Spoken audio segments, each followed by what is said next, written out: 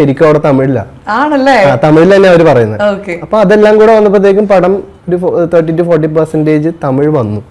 അപ്പൊ പിന്നെ ഷൂട്ട് ചെയ്തപ്പോ പ്രൊഡ്യൂസറിന് തോന്നിയിട്ടുണ്ടെന്നാ പിന്നെ തമിഴിലും കൂടെ ഈസിലി ഇറക്കാം എന്നുള്ള രീതിയിൽ. ഇനി കാസ്റ്റിങ്ങിലേക്ക് വരാം. കാസ്റ്റിങ്ങിൽ വരാൻ ഏറ്റവും ഇതില് സെൽവരാഘവൻ സാറിന്റെ കാര്യമാണ്. കാര്യം പുള്ളിയുടെ ആദ്യത്തെ പടം കാതൽ കൊണ്ടേൻ, അത് ഞാൻ ഈ അടുത്ത സത്യം പറഞ്ഞാൽ കണ്ടേ ഫസ്റ്റ് പടമാണ് ഒരാളുടെ. എന്തൊരു ഇന്റൻസ് ആണ്. എനിക്ക് ഇഷ്ടമാണ് അത്തരം ഒരു ഇന്റൻസ് റൊമാൻസ്, അല്ലെങ്കിൽ റൊമാൻസ് എന്നാണോ അതിനെ പറയേണ്ടത്, അല്ലെങ്കിൽ എന്താണ് പറയണതെന്ന് പറഞ്ഞോട് ഒരു മാഡ്നെസ്.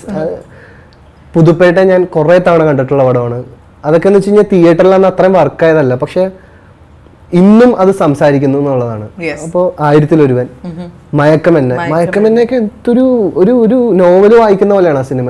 ഭയങ്കര റൈറ്റിംഗ് ആണ്. 7G റെയിൻബോ കോളനിയും സീനാണ്.